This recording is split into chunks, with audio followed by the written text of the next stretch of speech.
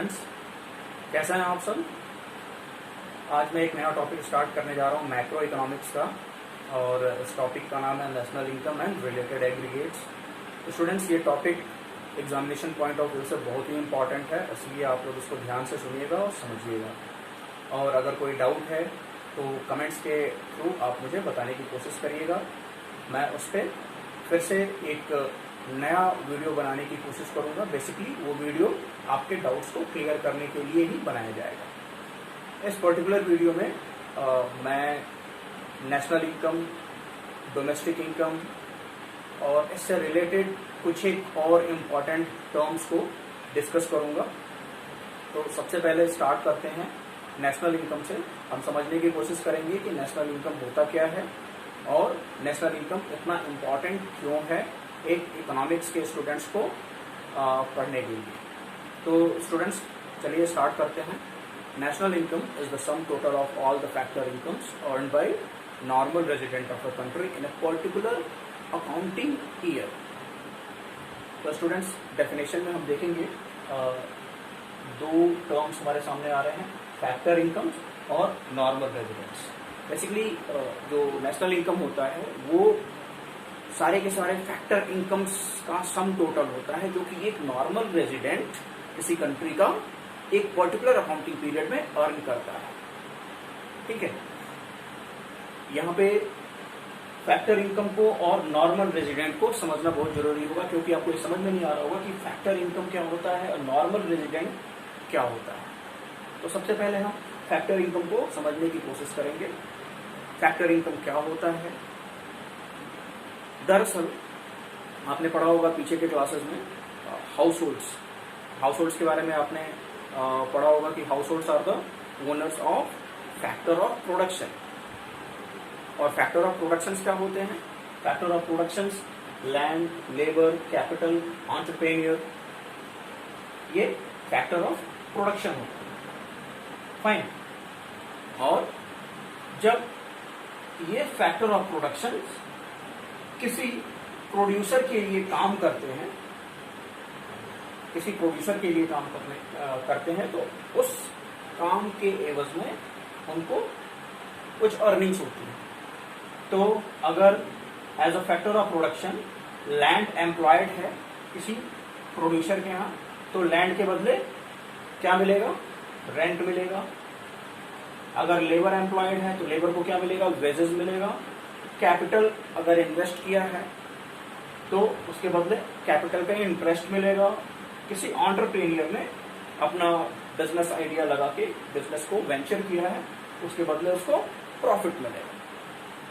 Means rent, wages, interest and profits are the factor incomes and these incomes are earned incomes, यानी कि ये काम करके कमाया गया इनकम। कभी कभी इसको हम फैक्टर पेमेंट भी बोलते हैं।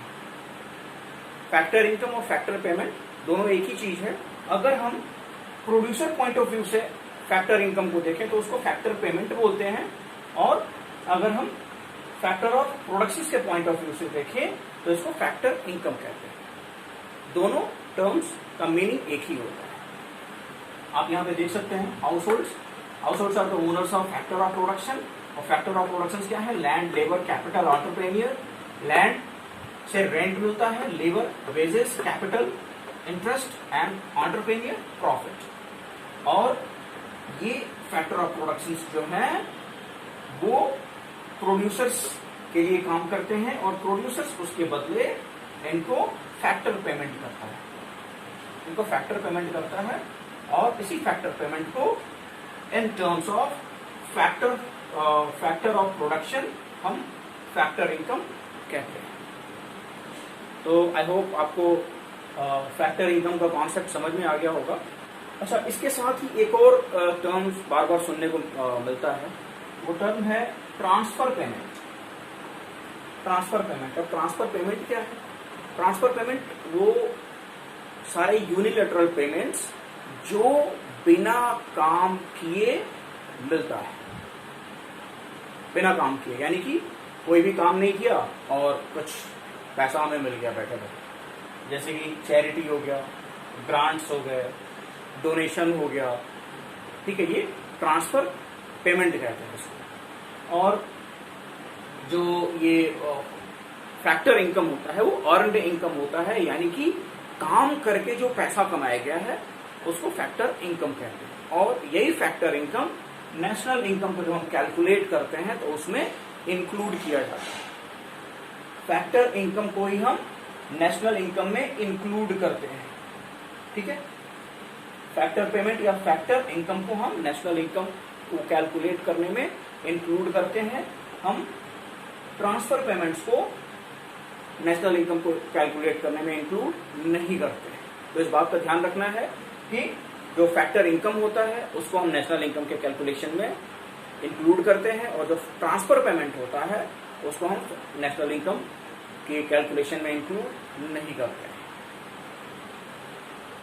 Now students, we will see the concept of normal residents. जैसे कि हमारे डेफिनेशन में, नेशनल इनकम के डेफिनेशन में नॉर्मल रेजिडेंट्स करके एक टर्म आया था, तो हम यहाँ पे नॉर्मल रेजिडेंट क्या होते हैं इसको डिटेल में डिस्कस करेंगे।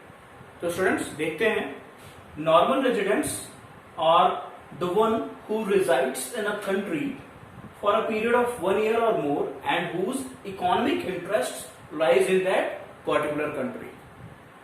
Means normal resident वो व्यक्ति या इंस्टीट्यूशन होता है जो किसी पर्टिकुलर कंट्री में 1 साल या उससे ज्यादा समय से रह रहा हो और उसके सारे इकोनॉमिक इंटरेस्ट उसी पर्टिकुलर कंट्री में लाई करते हैं, उनको हम नॉर्मल रेजिडेंट कहते हैं।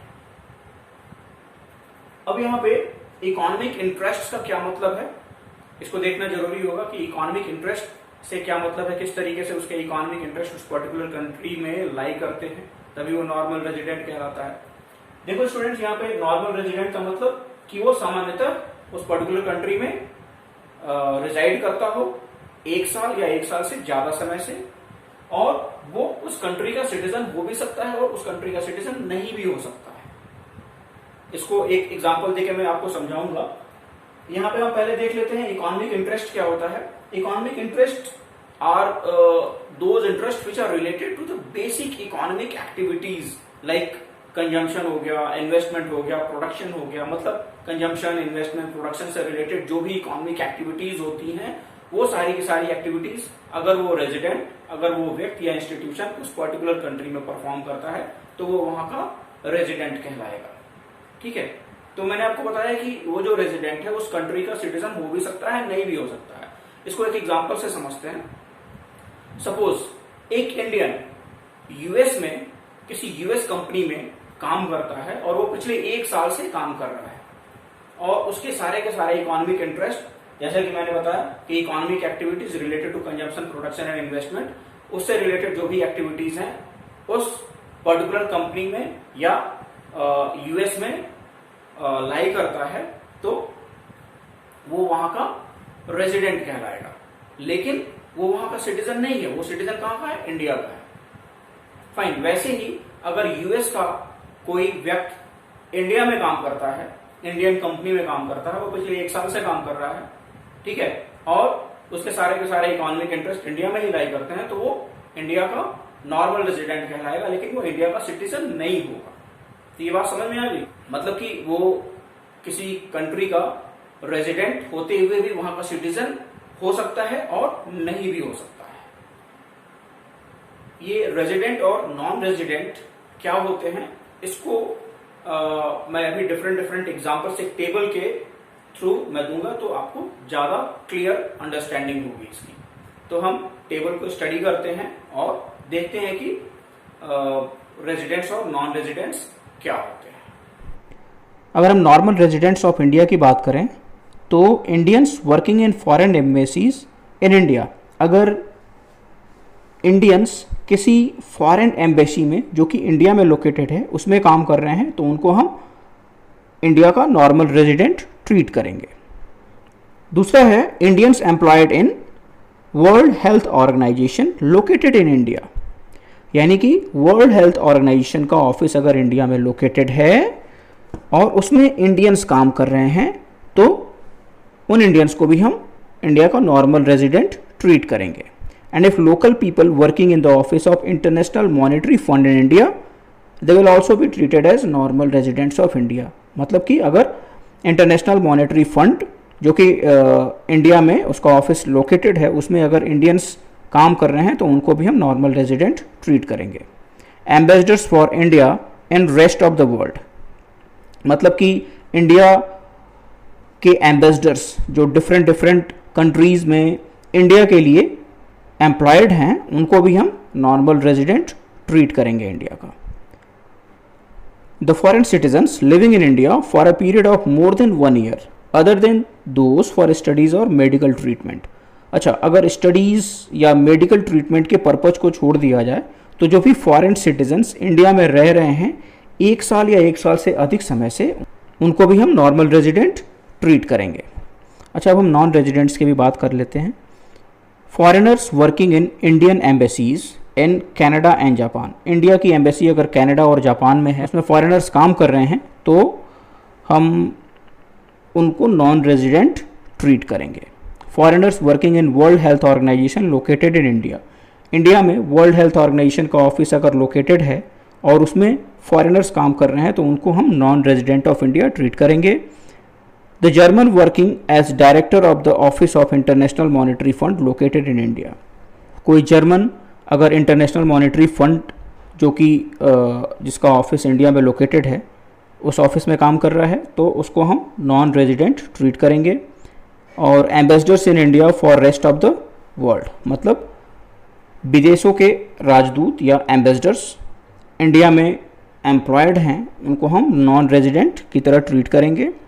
The foreign technical experts working in India for a period of less than 1 year, और कोई भी टेक्निकल एक्सपर्ट जो कि फॉरेनर है और इंडिया में 1 साल से कम समय से रह रहा है तो उसको हम नॉन रेजिडेंट ट्रीट करेंगे।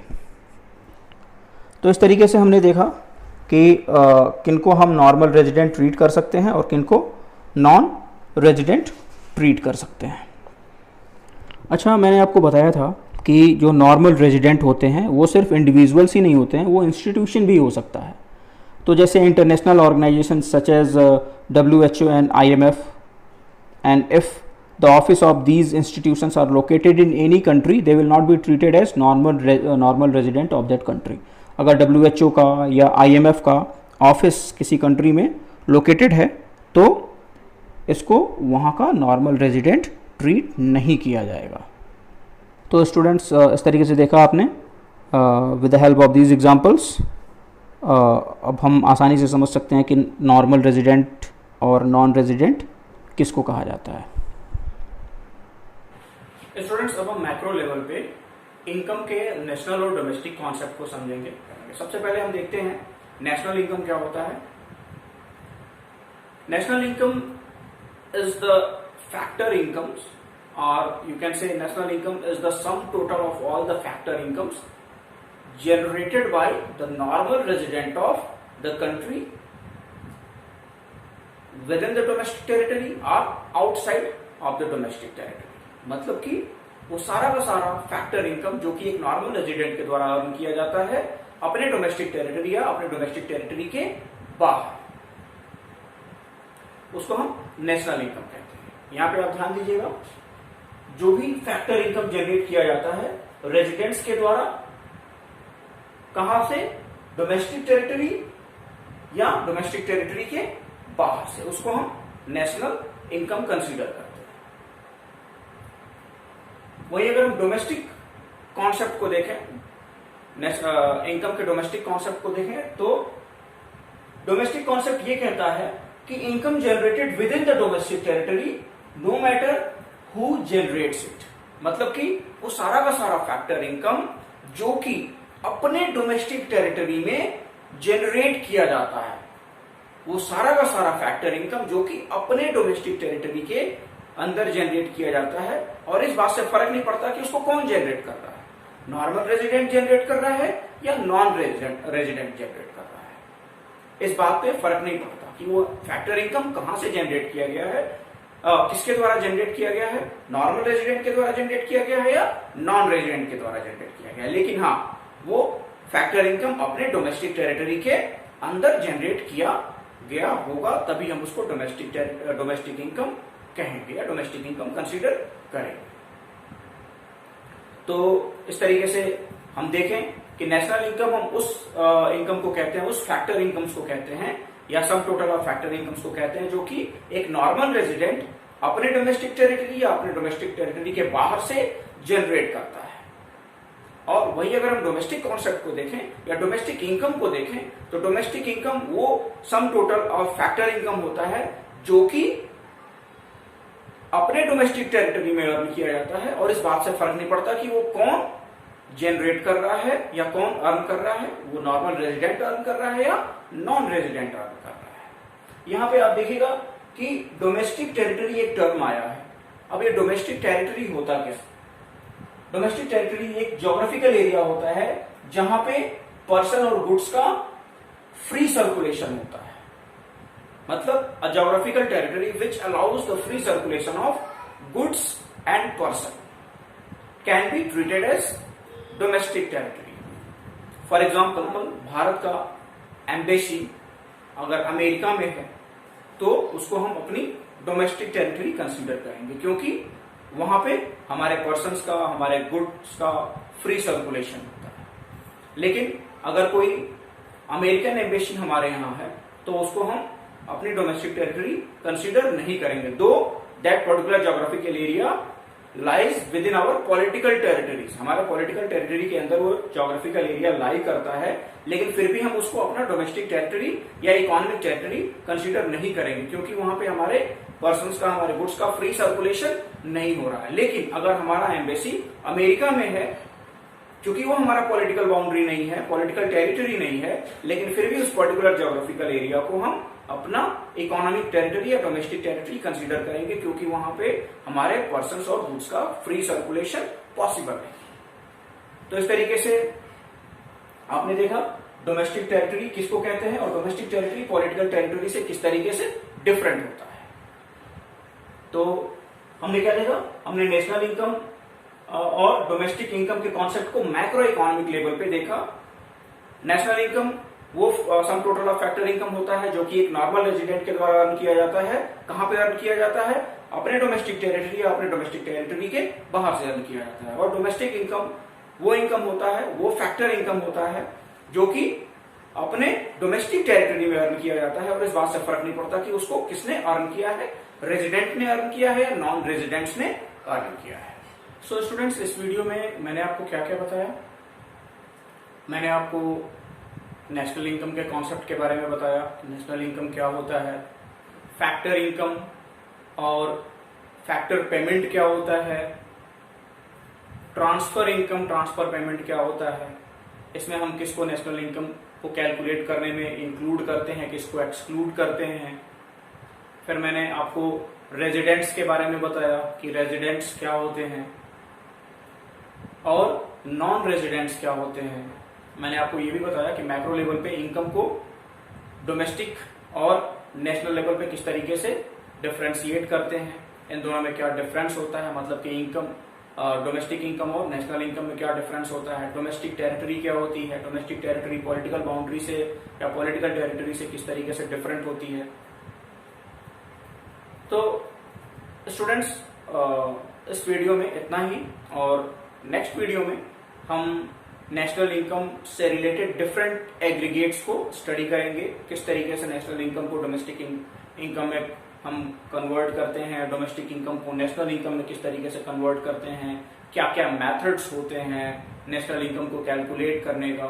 ये डिफरेंट कॉन्सेप्ट्स हम नेक्स्ट वीडियो में स्टडी करेंगे। Till then students, have a good day.